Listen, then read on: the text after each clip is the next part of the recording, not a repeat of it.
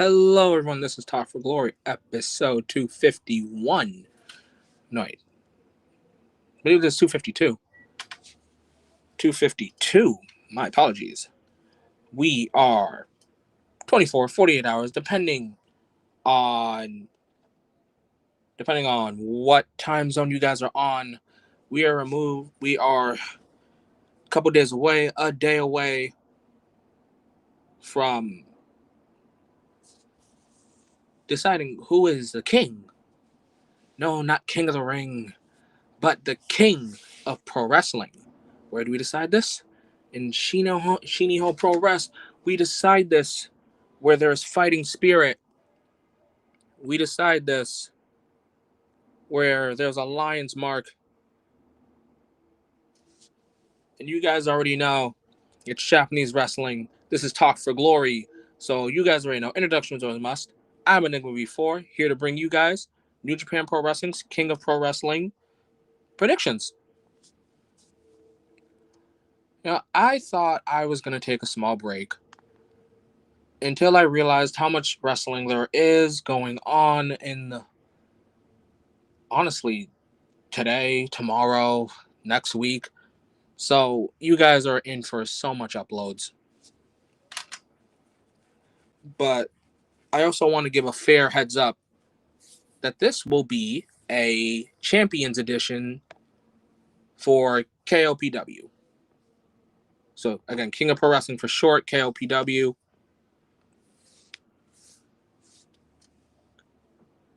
A lot of things are happening at King of Pro Wrestling.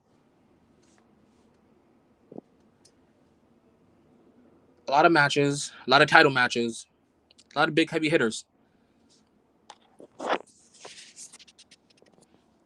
But personally, I think King of Pro Wrestling is a pay-per-view that has some history. Last year, you had Zack Sabre Jr. calling his shot early for the G1. And honestly, look how much it's paid off. I don't know if anyone saw that coming. For someone to shotgun their G1 win and then win.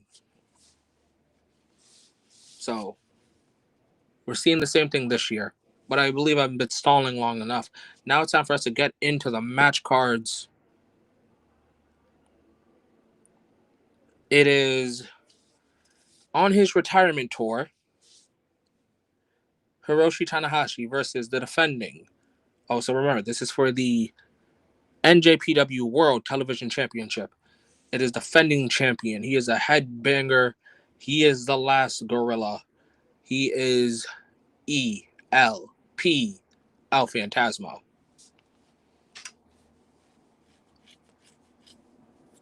This is a face versus face match. And Tanahashi being the second person to ever become a Grand Slam in New Japan Pro Wrestling,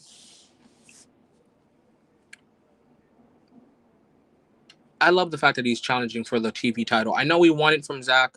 I believe it was last year. Yes, it was last year. I know he won it from Zack at Wrestle Kingdom. And then he lost it to Dolph, I believe. Honestly, I just know that Tanahashi won that title and then he lost it in a blink of an eye. But El Phantasmo versus Tanahashi is one of the most babyface matches ever, and I have been loving the Road 2s. When it comes to Tanahashi and emotion, no one does it like him. When it comes to El Phantasmo and the crowd having emotion, there is no other. There is no ELP chance without El Phantasmo being there. There certainly is no kids screaming, "Go Ace," or "Tanahashi, do your best," or "Tanahashi, you got this," without Tanahashi and Sacho, president. Put on your best matches. We don't have much time with you. Because come Wrestle Kingdom, Tanahashi will put on his suit, sit behind a desk, and be President Ace full time. So let's all enjoy every match that Tanahashi will give us. And I'll say this now, I think Wrestle Kingdom will be one of the most emotional nights for a Tanahashi fan like myself. El Phantasmo has been great this year, honestly. As someone who was kind of worried for him when he when he got kicked out of Bullet Club, and then, God just went missing, I guess.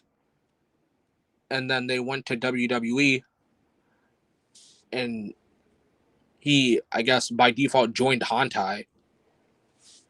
A lot of people just thought, oh, dude, there's like 50 members in Hantai. It's the default babyface faction. ELP is going to get lost in the shuffle. No. I believe that this match is also a proving ground to see that if not Goto, maybe El Phantasmo can be the leader of Hantai. When it comes to Tanahashi and ELP, I'm not expecting a 5-star classic. What I'm expecting is fun. What I'm expecting is laughs. I'm expecting the best out of Tanahashi and the best out of ELP, because both of these guys will give that. But when it comes down to who's got to win, because in life there's winners and there's losers,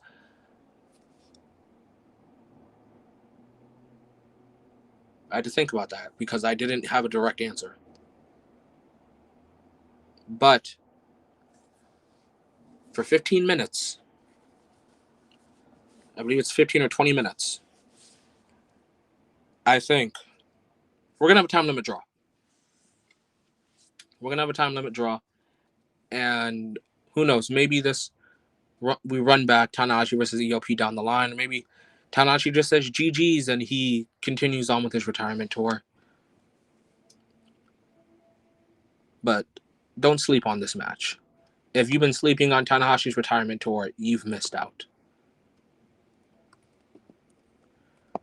But again, time limit draw is where my money's at.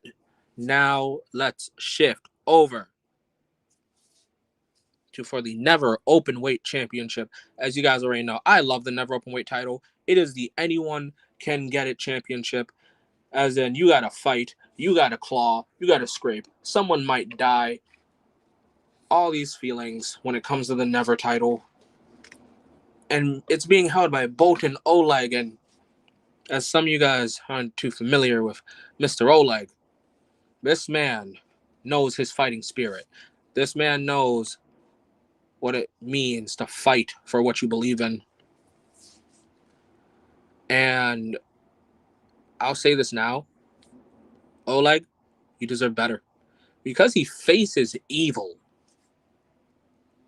for the Never title, guys. Like, Boltin Oleg could have possibly been a Talk for Glory breakout star of the year. But my God, you guys couldn't give him anyone.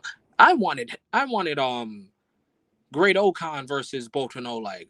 I wanted Tanahashi versus Boltin Oleg.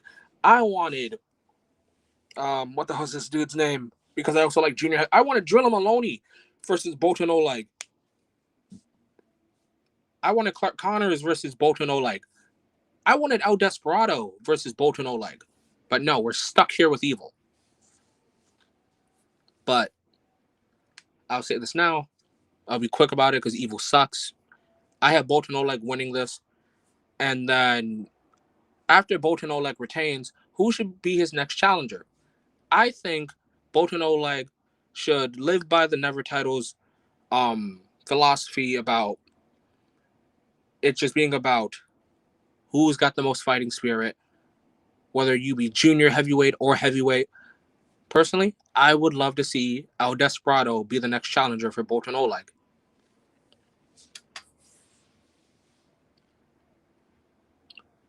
All right, next for the IWGP Heavyweight Tag Team Championships, it is, one sec, guys.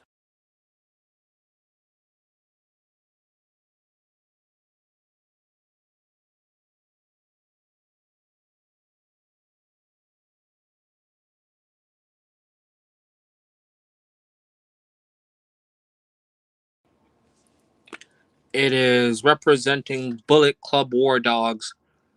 It is the Knockout Brothers. It is Oscar and Yuto Ice, defending champions, versus the odd pairing of Shota Umino and Yuya Uemura. I have no idea how the hell I'm supposed to feel about this. After Umino got obliterated by fans and Shota Umino basically going like he shaved his head, and Yuya Uemura kind of keeps getting injured left and right. I don't know how this happened, but I ain't complaining because Uemura is great. Umino, I kind of lost faith in him, but if others can restore that, that's great. But I haven't seen much of the Knockout Brothers. I've seen more of Yuto Ice, and I've seen a bunch of his clips. I've seen a lot of people going when he goes Boomba Clot, which, don't get me wrong, good knee, but do you got to do all that? I'm not gonna say what it reminds me of on stream, but if you catch me in a Discord call and you ask me, "Hey, what do you think about Yuto Ice when he goes Boomba Clot?" I will tell you there. But Knockout Brothers are solid. They're fighting 1/3 of the new Three Musketeers in Yuya Uemura. I mean this in like no ill will. Yuya Uemura kind of hasn't been interesting to me ever since he came back. Like you can run Suji versus Uemura like 50 times, and I'm sold on that. But like everything else when it comes to Yuya Uemura, it's just like, oh, okay. Like I don't hate it, but I'm not like chomping at the bits for like in a Yuya Uemura kind of run, if that makes sense. But again, this tag match should be solid. And I guess while I'm on the topic of the Knockout Brothers here, they don't feel like Bullet Club War Dogs. They feel like they're their own thing. Which is funny to say because a lot of people would say the same thing about like other tag teams of different eras of Bullet Club. Like I know a lot of people were saying God didn't feel like a version of Bullet Club from the Styles era. Some people said the Young Bucks straight up just don't fit in Bullet Club. I know people thought Gallows and Anderson would be an off pairing, but you know, now we talk about tag teams like God and the Young Bucks and the Good Brothers. We talk about them with positive light. And honest to God, if you like the Knockout Brothers, great. Happy for you. Me personally, I'm not sold on them. Not yet, at least. Give me some time. Give me some time. Give me at least into Wrestle Kingdom, and I'll let you know if I'm sold on them. Because screw it, you guys are used to this. Because as of right now, they can put on these banger matches, but I just don't get them. Maybe that's a me thing. Maybe I'm just not seeing the vision. Maybe Yuto's not screaming "Boomba Clot" loud enough for me to hear him. Maybe Oscar just isn't that heavy hitting. But be all and end all, I got Knockout Brothers winning this. I have no faith in Umino and Uemura like actually getting the dub here. If you guys are fans of them, great. I hope they get smoked. Speaking of smoke, For the IWGP Global Heavyweight Championship, it is defending champion, which honestly God forgot he was champ, Gabe Kidd versus former champ Yota Tsuji. Now this is a match that I care about.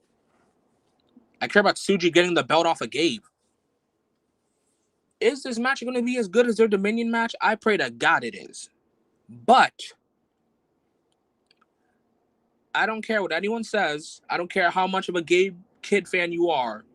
Him showing up on AEW after cutting the promo of Shinihon Ichiban soured a lot of Gabe Kidd fans because they believed in New Japan for a lifer. And now we're over here just like, he might go to AEW. Some people see this match and just think, oh, they're just getting the belt off of Gabe because he's going to AEW. No matter how people feel about Gabe Kidd, it doesn't help that after most of his matches, people are just saying he's going to go to AEW. So now I've got to ask the question. Do you guys think that Gabe Kidd is all elite? Do you guys see a world where Gabe Kidd leaves the Bullet Club War Dogs and goes full Death Rider? Because me personally, I think he stays a War Dog, but I understand why others think he's Death Rider Central. You know, he spent 2 years in the dojo. You know, he's a madman, right? Gabe Kidd's all these things. But is he IWGP Global Champion by the end of this? Maybe. And if he is, great. If Yota Tsuji is Global Champion once more, there's like two people I want him to take the belt off of. I'm talking too fast for this. But that's because I'm just that damn passionate about this. Because Yota Tsuji is fucking amazing. The fact that Yota Tsuji is not a former world champion at this point is goddamn criminal. A G1 winner? Former world champion? I think Yota Tsuji should have been, well, there's still time. But he should be the first out of the three Musketeers to win the IWGP World Heavyweight Championship.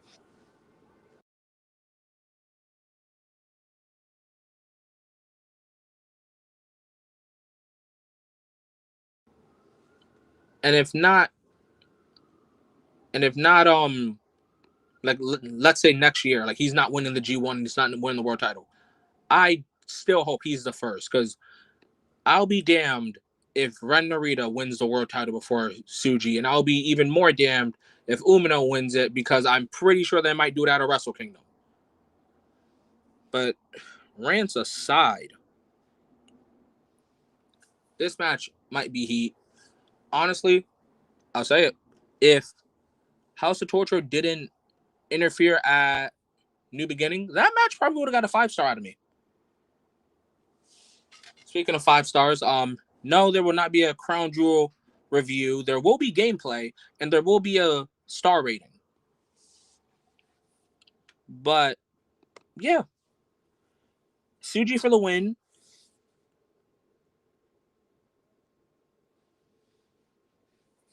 Yeah, Tsuji for the win. Gabe Kidd, if you go to AEW, I don't know, man. I don't know. People believed in you. But again, I still find it funny as hell that this match is just seen as Gabe's, basically Gabe Kidd's like last match. Like, my God. I get it after the Omega match. There were people that were going to be fans of him. But to this level, crazy. Truly, truly crazy. But again, one last time, Tsuji for the win. Next in the co-main event. Yes, this is co-main eventing for the IWGP Women's Championship. It is defending champion, world conqueror. She'll beat up your favorite. It is no longer a Sailor Moon girl on NXT. It is the conqueror, Sari. versus God's Strongest Soldier. At this point, she's probably coming back as the Terminator. It is Shuri, former IWGP Women's Champion. For you guys that are unaware, this is actually Shuri versus Sorry Part 3.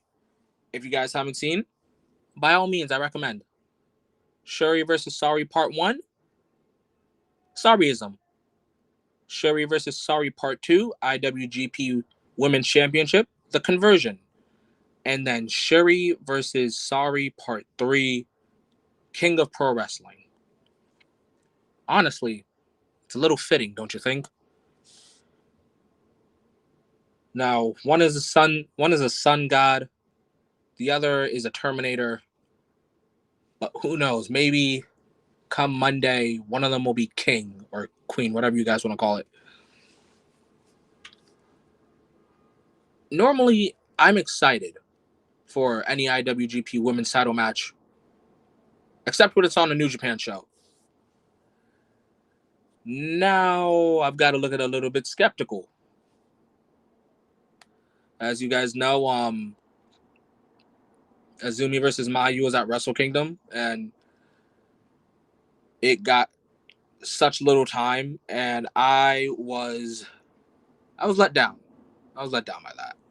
And I don't want to go through that again. After seeing two bangers that I have put friends onto that have now become Saudi fans, and hell, I even got a good brother in Discord that is honestly Sari's #1 fan. He probably thinks Shuri's going to be losing. I got group chats where it is nonstop war. And this is no different because Sari versus Shuri is a war, and it is for the IWGP Women's Championship, a title with stacked names such as Kairi, Mercedes Moné, Mayu Iwatani, Shuri, Sari. That is the lineage of that title, and I understand that the shoes to fill in for Mayu Iwatani are massive. But if anyone can do it, it's either Sari or it's Shuri. And I gotta say it. I don't think Sari walks out of King of Pro Wrestling without that title. Shuri will take an arm and a leg, but Sari will take the IWGP Women's Championship. So no, unfortunately, third time's not the charm for God's Strongest. But now that means if Enigma thinks that Sari is going to retain the IWGP Women's Championship, what does he think about Momo versus Saya? What does he think about who is white belt champion at the moment?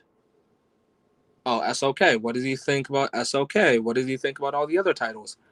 That's a Stardom video, guys. This is New Japan. So if you guys have any Stardom questions, come by during any Stardom video. I'm sure there's going to be one to come somewhere down the line.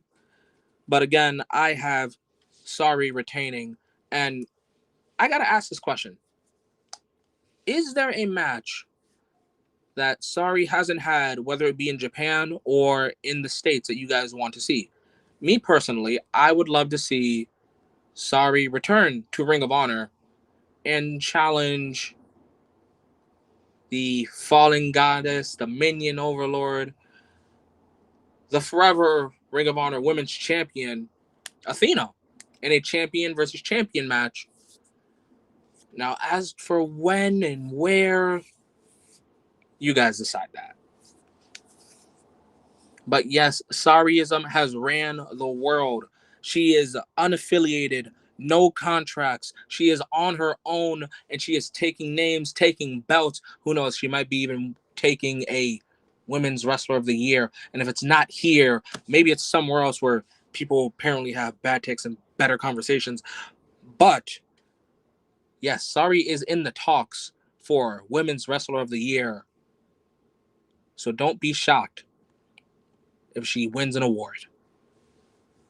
All right, now we're about to hit the main event. So I want to thank everyone that'll be listening to this in the future. I understand that this came out a little late. This is way late in Talk for Glory time. But you guys already know, as we close out, we make sure everyone does the most important thing, and that is to follow the socials.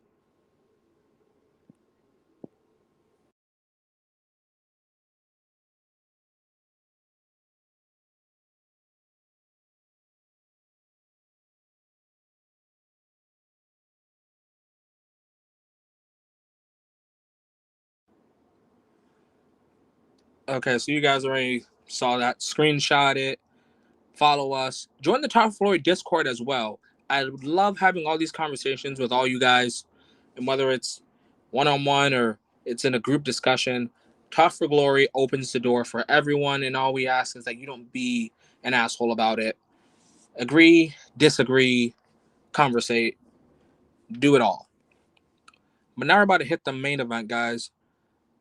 So, guys, I talked about Sorry being unaffiliated, no contracts, no restrictions, but now I talk about the G1 winner, the Alpha. He started the year with 2 belts in the Tokyo Dome. There's so much I can say about this man, but I'm sure Don Callis would do a better job. It is Konosuke Takeshita, and just wow, what a year. What a year this man has had.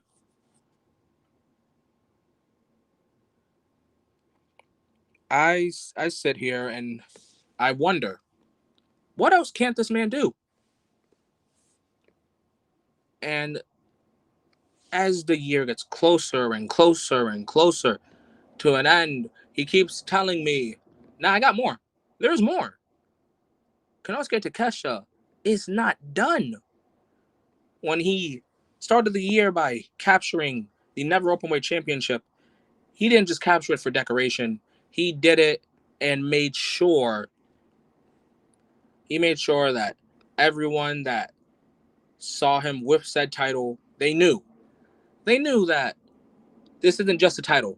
This is strong style, and I will deliver strong style. So he did that with the was it international? Yeah, the international championship. He defended that thing, and look at that. It took Kenny Omega to take the belt off of him. He breaks the record for most never openweight championship defenses. And right when that's at the halfway mark, where discussions tend to happen about who should be superstar of the year, that's when Takeshita said, nah, that's 6 months. Come back again in 8. Come back in August. I got something. He wins the G1. Listeners, all I'm saying is, when you talk about superstar of the year, wrestler of the year, if Konosuke Takeshita is not 1A, 1B, I gotta know what else does this man need to do, because here he is challenging for the IWGP World Championship against Zack Sabre Jr., the Limb Targeter, the Limb Reaper, arguably currently the best technical wrestler currently active going. And he's the front man of TMDK. You know, TMDK members past and present are doing pretty damn good, wouldn't you say? Shout out Bronson Reed. But again, this is a man calling his shot early. He didn't want to wait for Wrestle Kingdom. He doesn't want to walk into Wrestle Kingdom as a challenger. He wants to walk in there as champion, as IWGP World Champion. And to that, let's see if he fulfills his destiny, maybe his birthright even. He started from DDT. Actually, that's another thing. As Sorry is on no contracts, Konosuke Takeshita is a man of many contracts. Konosuke Takeshita is signed to DDT, is signed to AEW, is signed to New Japan Pro Wrestling. wherever he's signed, he makes sure that he makes the biggest impact. But I'm not going to sell Zack Sabre Jr. short because, again, this man is the Limb Reaper, the master of multiple submissions. The $1 million question is, can Takeshita hit as hard as Zack can lock in submissions? Because as someone that believes in tapping out your opponent is a lot more impressive than knocking them out, it's going to take a lot of force to knock out ZSJ for the 3 count. But does that mean it's impossible? No. For you guys that have seen any ZSJ match, I want you all to just take a moment and really think. Can Takeshita beat Zack Sabre Jr. again? The answer is, hell yeah. As much as I enjoy Zack Sabre Jr., currently 2-time IWGP World Heavyweight Champion, leader of TMDK, arguably the best wrestler in New Japan Pro Wrestling. I don't want to hear shit about the Three Musketeers. I want to hear shit about... Actually, I'll say he's better than most people outside of New Japan Pro Wrestling. And I'll even say this because I know that there is somewhere that I have to have a discussion and defend my case. I think he's having a better run than other world champions like the Ring of Honor world champion. So yes, Zack Sabre Jr. is having a better year than Bandito. But as much as I believe all this, I believe Konosuke Takeshita is a machine with a battery that has not gone out yet. And similar to my new beginning predictions, where I sang ZSJ's praises only to come back for the review and admit I was wrong. Who knows? I might have to do that again. But we'll have to find out at King of Pro Wrestling, which is on Monday. Or I guess Sunday going into Monday, because again, time zones are weird. But, guys, that was everything. That was...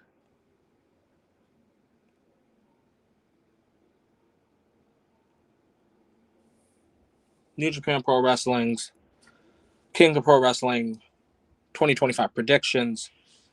And again, I understand that this one was a little late, but I appreciate all future listeners.